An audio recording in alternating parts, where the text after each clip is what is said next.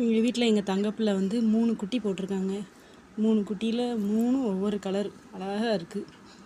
3 குட்டியை பாருங்களேன் எவ்வளோ அழகாக இருக்குது. ஏற்கனவே எங்கள் வீட்டில் 2 பூனை இருக்குது. 2 பூனையில் ஒரு பூனை தான் இது குட்டி போட்டிருக்கு. 3 குட்டி போட்டிருக்கு. 3 ஒவ்வொரு கலர் பாருங்களேன் அழகாக இருக்குது. என் பிள்ளைகளுக்கு அவ்வளோ சந்தோஷம் இதை பார்க்க. எனக்கு பூனை குட்டினா ரொம்ப பிடிக்கும். இது பாருங்களேன் பார்க்கறதுக்கு எவ்வளோ அழகாக இருக்குன்னு.